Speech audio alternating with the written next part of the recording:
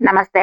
ಕಥೆಗಳಿಂದ ಪರಿವರ್ತನೆಗೆ ಸ್ವಾಗತ. ಓದ್ತಾ ಇರೋ ಬುಕ್ಕು ಕ್ಷಣ ಹೊತ್ತು ಆಣೆಮುತ್ತು. ಬರೆದಿರೋದು ಎಸ್ ಷಡಕ್ಷರಿ ಸರ್. ಭಾಗ 1. ಇವತ್ತೊಂದು ಹೊಸ ಚಾಪ್ಟರ್ ನೋಡೋಣ. ಚಾಪ್ಟರ್ ಹೆಸರು ಕನಸಿಗಿಲ್ಲ ವೈಕಲ್ಯ ಅಂತ ಚಾಪ್ಟರ್ ಹೆಸರು. ಇದು ತುಂಬಾ ಚೆನ್ನಾಗಿದೆ. ಅಂದ್ರೆ ಸ್ಪೋರ್ಟ್ಸ್ ಮ್ಯಾನ್ ಇದು. ಅದು ಅಂದ್ರೆ ಸ್ಪೋರ್ಟ್ಸ್ ಮ್ಯಾನ್ ಅಂದ್ರೆ ಒಬ್ಬ ಅಂಗವಿಕಲ ದೊಡ್ಡ ಅಚೀವ್ ಮಾಡಿದ್ ಹೇಗೆ ಅಂತ ಹೇಳಿ ಒಂದು ಇದು ಚಾಪ್ಟರ್ ಮಾಡಿದ್ದಾರೆ ಷಡಕ್ಷರಿ ಸರ್. ಅದನ್ನ ನೋಡೋಣ ಏನಿದೆ ಅಂತ. ನೀವು ಎಂದಾದರೂ ಅಂತಾರಾಷ್ಟ್ರೀಯ ಫುಟ್ಬಾಲ್ ಟೂರ್ನಮೆಂಟ್ ಅನ್ನು ಗಮನಿಸಿದ್ದೀರಾ? ಇದು ಕೂಡ ಕ್ರಿಕೆಟ್‌ನಷ್ಟೇ ರೋಮಾಂಚನಕಾರಿಯಾದ ಆಟ. ಯಾವ ಆಟ? ಫುಟ್ಬಾಲ್. 1970ರಲ್ಲಿ ಅಮೆರಿಕದ ಡೆಟ್ರಾಯ್ಟ್ ಮತ್ತು ನ್ಯೂ ಆರ್ಲಿಯನ್ಸ್ ನಡುವೆ ಕಾಲ್ಚೆಂಡಿನಾಟ ನಡೆದಿತ್ತು. ಅಂದ್ರೆ ಅಮೆರಿಕದ ಡೆಟ್ರಾಯ್ಟ್ ಮತ್ತು ನ್ಯೂ ಆರ್ಲಿಯನ್ಸ್ ಮಧ್ಯೆ ಕಾಂಪಿಟೇಷನ್ ಇತ್ತು. ಯಾವುದು? ಫುಟ್ಬಾಲ್‌ದು. ಆಟ ಮುಗಿಯಲು 11 ಸೆಕೆಂಡುಗಳು ಇದ್ದಾಗ ಡೆಟ್ರಾಯ್ಟ್ 1 ಗೋಲನ್ನು ಹೊಡೆಯಿತು. ಇನ್ನೇನು ಅವರೇ ಗೆಲ್ಲುತ್ತಾರೆ ಎನ್ನುವ ಪರಿಸ್ಥಿತಿ ನಿರ್ಮಾಣವೂ ಸಹ ಆಗಿತ್ತು. ಆಟ ಮುಗಿಯಲು 2 ಸೆಕೆಂಡ್ ಉಳಿದಿದ್ದಾಗ ನ್ಯೂ ಆರ್ಲಿಯನ್ಸ್ ತಂಡಕ್ಕೆ ಚೆಂಡು ಸಿಕ್ಕಿತು. ಆ ತಂಡದ ಆಟಗಾರ ಡೆಮ್ಸ್ಕಿ ಟಾಮ್ ಡೆಮ್ಸ್ಕಿ ಚೆಂಡನ್ನು ಜೋರಾಗಿ ಗೋಲಿನತ್ತ ಒದ್ದ. ಇದರಿಂದ 2 ದಾಖಲೆಗಳು ನಿರ್ಮಾಣವಾದವು. ಮೊದಲನೆಯದು, ನ್ಯೂ ಆರ್ಲಿಯನ್ಸ್ ತಂಡ ಪಂದ್ಯವನ್ನು ಗೆದ್ದದ್ದು. ನೋಡಿ, ಆಟ ಇನ್ನೇನ್ ಮುಗಿಬೇಕು, ಡೆಟ್ರಾಯ್ಟ್ ತಂಡದವರು ಗೆಲ್ತಾರೆ, ಅವರೇ ಗೆಲ್ಲೋದು ಅಂತ ಕನ್ಫರ್ಮ್ ಆಗಿತ್ತು. 2 ಸೆಕೆಂಡ್ ಇತ್ತು ಅಷ್ಟೇ ಅವ್ರು ಗೆಲ್ಲೋಕೋಸ್ಕರ. ಅವರೇ ಗೆಲ್ಲೋದು, ಇವರು ಆರ್ಲಿಯನ್ಸ್ ಅವ್ರು ಸೋಲೋದು ಅಂತ ಹೇಳಿ ಆಗ್ಬಿಟ್ಟಿತ್ತು. ಆದ್ರೆ ಆ ಲಾಸ್ಟ್ 2 ಸೆಕೆಂಡ್ ಅಲ್ಲಿ ಎಷ್ಟು ಟ್ವಿಸ್ಟ್ ಆಯ್ತು ಅಂದ್ರೆ, ಆ ಚೆಂಡು ಆರ್ಲಿಯನ್ಸ್ ತಂಡಕ್ಕೆ ಲಾಸ್ಟ್ ಸಿಕ್ತು. ಇನ್ನೊಂದು 2 ಸೆಕೆಂಡ್ ಇದ್ದಾಗ ಸಿಕ್ತು. ಆಗ ಆ ತಂಡದ ಆಟಗಾರ ಇರ್ತಾರಲ್ವಾ, ಯಾರು? ಟಾಮ್ ಡೆಮ್ಸ್ಕಿ ಚೆಂಡನ್ನ ಜೋರಾಗಿ ಗೋಲಿನತ್ತ ಒದ್ತಾನೆ. ಇದರಿಂದ 2 ದಾಖಲೆ ಮುರಿತವೆ. ಯಾವ್ಯಾವು ಅಂದ್ರೆ, ಮೊದಲನೇದು, ಇದು ನ್ಯೂ ಆರ್ಲಿಯನ್ಸ್ ತಂಡ ಪಂದ್ಯವನ್ನು ಗೆದ್ದದ್ದು. ನೋಡಿ, ಅವನು ಆ ಒಂದು ಚೆಂಡು ಒದ್ದಿದ್ರಿಂದ ಯಾವ್ದು ಗೆಲ್ಲುತ್ತೆ ಅನ್ಕೊಂಡಿದ್ರಲ್ಲ ಅಷ್ಟೊತ್ತು, ಆ ತಂಡ ಸೋಲ್ತು, ಈ ತಂಡ ಗೆಲ್ತು. ಅವ್ನು ಒಂದೇ ಒಂದು ಚೆಂಡು ಒದ್ದಿದ್ರಿಂದ ಈ ತಂಡ ಗೆಲ್ಲೋಕ್ ಕಾರಣ ಆಯ್ತು.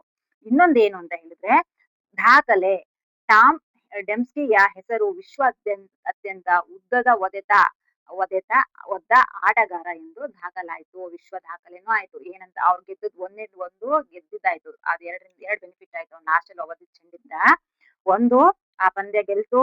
ಎರಡನೇದು, ಅವನ ಹೆಸರು ವಿಶ್ವಾದ್ಯಂತ ಅವನ ಹೆಸರು ದಾಖಲೆ ಆಯ್ತು. ಅಂದ್ರೆ ವಿಶ್ವದ ಅತ್ಯಂತ ಉದ್ದದ ಒದ್ದ ಆಟಗಾರ ಅನ್ನೋ ದಾಖಲೆ ಸಹ ಮಾಡಿದ್ರು ಅವರು. ಏಕೆಂದರೆ ಇಂತಹ ಒಡೆತದಲ್ಲಿ ಅದುವರೆಗೂ ವಿಶ್ವ ದಾಖಲೆ 56 ಗಜಗಳಷ್ಟು ದೂರ ಅಷ್ಟೇ.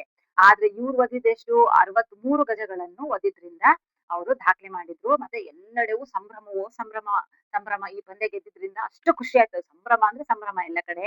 ವಿಶೇಷ ಇರುವುದು ಆ ವಿಶ್ವ ದಾಖಲೆಯಲ್ಲಿ ಅಲ್ಲ, ಟಾಮ್ ಡೆಮ್ಸ್ಕಿಯಲ್ಲಿ ಅಂದ್ರೆ ವಿಶೇಷ ಸ್ಪೆಷಲ್ ಇರೋದು ಅವ್ರ ಗೆದ್ರಲ್ವಾ ಆ ತಂಡ, ಅದ್ರಲ್ಲ ಇವರದ್ದು, ಯಾರು ಚೆಂಡು ಒದ್ರಲ್ವಾ ಟಾಮ್ ಡೆಮ್ಸ್ಕಿ, ಅವರಲ್ಲಿ ಇದ್ದಿದ್ ವಿಶೇಷ. ಏಕೆಂದ್ರೆ ಆತನಿಗೆ ಹುಟ್ಟಿನಿಂದಲೇ ಬಲಗಾಲಿನ ಪಾದ ಕೇವಲ ಅರ್ಧದಷ್ಟಿತ್ತು ಮತ್ತು ಆತನ ಬಲಕೈ ಮತ್ತು ತೋಳು ಸೊಟ್ಟಗಿದ್ದವು.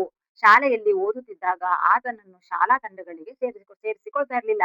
ನೋಡಿ, ಅವ್ನು ಲಾಸ್ಟ್ ಅಲ್ಲಿ ಏನ್ ಒದ್ದು ತಂಡ ಗೆಲ್ಸ್ದ ಮತ್ತೆ ವಿಶ್ವ ದಾಖಲೆ ಮಾಡಿದ್ನಲ್ಲ ಟಾಮ್ ಡೆಮ್ಸ್ಕಿ, ಅವರು ಹುಟ್ಟನೆ ಅಂಗವಿಕಲ ಅಂತೆ. ಅವನು ಒಂದ್ ಪಾದ, ಬಲಗಡೆ ಪಾದ ಅರ್ಧ ಇದೆ ಅಷ್ಟೇ, ಬೆರಳುಗಳಿಲ್ಲ, ಅರ್ಧ ಪಾದ ಮಾತ್ರ ಇದೆ. ಮತ್ತೆ ಅವರ ಕೈಗಳು ಸೊಟ್ಟಗಿದ್ವು. ಅದಕ್ಕೋಸ್ಕರನೇ ಇವ್ರು ಅಂಗವಿಕಲ ಅನ್ನೋ ಒಂದೇ ಒಂದು ಕಾರಣಕ್ಕೆ ಸ್ಕೂಲ್ಗಳಲ್ಲಿ ಯಾವುದೇ ಆಟಕ್ಕೂ ಫ್ರೆಂಡ್ಸ್ ಆಗ್ಲಿ ಟೀಚರ್ಸ್ ಆಗ್ಲಿ ಅವನನ್ನ ಆಟಕ್ಕೆ ಸೇರ್ಸ್ಕೊತಾ ಇರ್ಲಿಲ್ಲ. ಅವನಿಗೆ ಪಾಪ ಆಟಾಡೋಕೆ ತುಂಬಾ ಇಂಟ್ರೆಸ್ಟ್ ಇರುತ್ತೆ ಸ್ಪೋರ್ಟ್ಸ್ ಅಲ್ಲಿ. ಆದ್ರೆ ಇವನು ಅಂಗವಿಕಲ, ಇವನಿಂದ ಆಗಲ್ಲ, ಇವ್ನ ಕಾಲ್ ಸರಿಲ್ಲ, ಕೈ ಸರಿಲ್ಲ, ಸೊಟ್ಟಗಿದ್ದಾವೆ ಅಂತ ಅವನನ್ನ ಯಾವ ಆಟಕ್ಕೂ ಸೇರ್ಸ್ಕೊತಾ ಇರ್ಲಿಲ್ಲ. ಹಾಗಾಗಿ ಅವನು ಫುಟ್ಬಾಲ್ ಆಟಕ್ಕೆ ಸಹ ಅವನು ಅಂಗವಿಕಲ ಆಗಿದ್ದರಿಂದ ಫುಟ್ಬಾಲ್ ಸಹ ಆಡಲು ಸಾಧ್ಯವಿರ್ಲಿಲ್ಲ. ಆದರೆ ಟಾಮ್ ಡೆಮ್ಸ್ಕಿ ಫುಟ್ಬಾಲ್ ಆಟಗಾರನೆಂಬ ತೀವ್ರ ಆಸೆ. ಆದ್ರೆ ಅವನಿಗೆ, ನನ್ ಕಾಲ್ ಅರ್ಧ ಇದೆ, ಕೈ ಸೊಟ್ಟಗಿದಾವೆ ಇದ್ರೂನು ನಾನ್ ದೊಡ್ಡ ಫುಟ್ಬಾಲ್ ಆಟಗಾರ ಆಗ್ಬೇಕು ಅನ್ನೋ ದೊಡ್ಡ ಕನಸಿತ್ತು ಅವರಿಗೆ. ಈ ನಿರಾಕರಣೆಯಿಂದ ಆತ ಹತಾಶನಾಗಲಿಲ್ಲ. ಸ್ಕೂಲಲ್ಲಿ ಯಾರು ಸೇರ್ಸ್ಕೊತಾ ಇರ್ಲಿಲ್ಲ. ನೀನು ಸರಿ ಇಲ್ಲ, ಹೋಗು, ಕೈ ಕಾಲು ಸರಿ ಇಲ್ಲ ಅಂತ ಸೇರ್ಸ್ಕೊತಾ ಇರ್ಲಿಲ್ಲ. ಆದ್ರೆ ಅವನು ಅಷ್ಟಕ್ಕೆ ಸುಮ್ನೆ ಕುತ್ಕೊಂಡಿಲ್ಲ. ಶಾಲೆಯ ಹೊರಗಡೆಯ ತಂಡಗಳಲ್ಲಿ ಆಡುತ್ತಿದ್ದ. ಆನಂತರ ವೃತ್ತಿಪರ ಫುಟ್ಬಾಲ್ ಆಟಗಾರರ ತಂಡವನ್ನು ಸೇರಿಕೊಂಡ. ದಿನ ಕನಿಷ್ಠ 10 ಗಂಟೆಗಳ ಕಾಲ ಆಟದ ಮೈದಾನದಲ್ಲೇ ಇರುತ್ತಿದ್ದ. ನೋಡಿ, ಅವನ್ಗೆ ಅದೇ ಹೇಳ್ತಾರಲ್ಲ, ಯಾವ್ದಾದ್ರು ಒಂದು ಸಾಧನೆ ಮಾಡ್ಬೇಕು ಅಂದ್ರೆ ಎಫರ್ಟ್ ತುಂಬಾ ಇಂಪಾರ್ಟೆಂಟ್ ಅಂತ ಹೇಳ್ತಾರೆ. ನೋಡಿ, ಅವ್ನ್ ಕಾಲು ಕೈ ಅಷ್ಟು ಸೊಟ್ಟ ಇದ್ರೂನು ಅವನು ಸ್ಕೂಲಲ್ಲಿ ಯಾರು ಸೇರ್ಸ್ಕೊಳ್ತಾ ಇದ್ರುನು ಹೊರಗೆ ಯಾರೋ ಆಟ ಆಡ್ತಾ ಇದ್ದ ತಂಡಗಳಲ್ಲಿ ಹೋಗಿ ಸೇರ್ಕೊಂಡು ಆಟ ಆಡಿ ಅವನು ಫುಟ್ಬಾಲ್ ನ ಪ್ರಾಕ್ಟೀಸ್ ಮಾಡ್ತಿದ್ದಿದ್ದು ಎಷ್ಟು ಅಂದ್ರೆ 1 ಡೇಗೆ 10 ಅವರ್ 10 ಗಂಟೆ ಬರೀ ಫೀಲ್ಡ್ ಅಲ್ಲೇ ಇದ್ದು ಪ್ರಾಕ್ಟೀಸ್ ಮಾಡ್ತಾ ಇದ್ದ. ಎಲ್ಲರೂ ಬೆರಗುಗೊಳ್ಳುವಂತೆ ಆಟ ಆಡಲು ಮುಂದಾದ. ಅವನು ತಮ್ಮ ತಂಡದಲ್ಲಿ ಸೇರಿಸಿಕೊಳ್ಳದೆ ಇರುವ ಶಾಲೆಗಳು ಕೈ ಹಿಸುಕಿಕೊಳ್ಳುವಂತೆ ಆಟತೊಡಗಿದ. ಫಸ್ಟ್ ಯಾರ್ ಸ್ಕೂಲ್‌ಗಳಲ್ಲಿ ಅವನನ್ನ ಸೇರ್ಸ್ಕೊಂಡಿಲ್ವಲ್ಲ, ನಿನ್ ಕೈ ಸರಿ ಇಲ್ಲ, ಕಾಲ್ ಸೊಟ್ಟೋಗಿದೆ, ಕೈ ಸೊಟ್ಟೋಗಿದೆ, ನಡಿ ನಿಂಗ್ ಆಟ ಆಡಕ್ ಆಗಲ್ಲ ಅಂತ. ಅವ್ರೇ ಶಭಾಷ್ ಅನ್ನೋ ತರ ಅವ್ರೇ ಅಯ್ಯೋ ನಾವ್ ಇವ್ನ ಸೇರ್ಸ್ಕೋಬೇಕಿತ್ತಲ್ಲ, ಇವ್ನ ಸೇರ್ಸ್ಕೊಂಡ್ರೆ ನಾವು ಟೀಮಲ್ಲಿ ಗೆಲ್ಬೋದಿತ್ತು ಅನ್ನೋ ಮಟ್ಟಿಗೆ ಅವನು ಆಟ ಆಡಕ್ ಶುರು ಮಾಡಿದ್ರು ಅವ್ರು. ಆಡುತ್ತಾ ಆಡುತ್ತಾ ಕೊನೆಗೆ 1970ರಲ್ಲಿ ವಿಶ್ವ ದಾಖಲೆಯೊಂದನ್ನು ಸಾಧಿಸಿ ಬಿಟ್ಟ. ವಿಶ್ವ ದಾಖಲೆನೆ ಮಾಡಿದ್ರು. ಆತನನ್ನು ಇದು ಹೇಗೆ ಸಾಧ್ಯವಾಯಿತು ಅಂತ ಯಾರೋ ಕೇಳ್ತಾರೆ. ನಿಮ್ ಕಾಲ್ ಹಿಂಗ್ ಅರ್ಧ ಇದೆ, ಕೈ 2 ಸೊಟ್ಟಕ್ಕಿದ್ದಾವೆ. ನೀವ್ ಹೆಂಗೆ ಈ ದಾಖಲೆ ಮಾಡಕ್ಕಾಯ್ತು? ಇಷ್ಟೊಂದ್ ಸಾಧನೆ ಹೇಗ್ ಮಾಡಿದ್ರಿ ಅಂತ ಕೇಳಿದ್ದಕ್ಕೆ ಅವ್ರು ಏನ್ ಹೇಳ್ತಾರೆ ಅಂದ್ರೆ ಉತ್ತರನ, ಬಹಳಷ್ಟು ಜನಕ್ಕೆ ನನ್ನ ಸಾಮರ್ಥ್ಯದ ಬಗ್ಗೆ ಅಪನಂಬಿಕೆ ಇತ್ತು. ಆದರೆ ನನಗೆ ದೃಢ ನಂಬಿಕೆ ಇತ್ತು. ಅಂದ್ರೆ ಎಲ್ಲರೂ ಹೇಳ್ತಾ ಇದ್ರು, "ಏನ್ ನಿನ್ನಿಂದ ಅದ್ ಮಾಡಕ್ಕಾಗಲ್ಲ.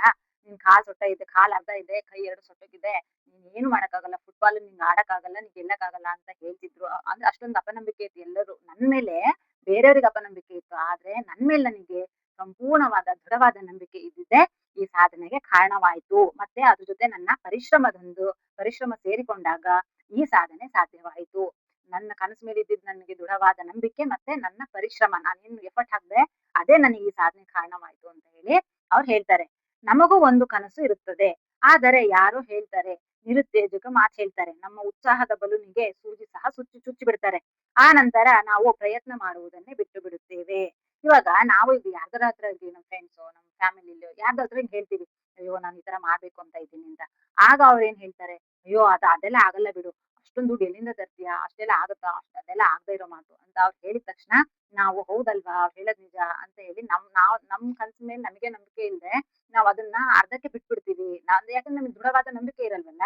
ಆಮೇಲೆ ನಾವು ಎಫರ್ಟ್ ಹಾಕಕ್ಕೆ ಕನ್ಸೇನೋ ಕಂಡಿರ್ತೀವಿ. ಆದ್ರೆ ಅದಕ್ಕೆ ತಕ್ಕ ಶ್ರಮ ಹಾಕ್ತಿರಲ್ಲ.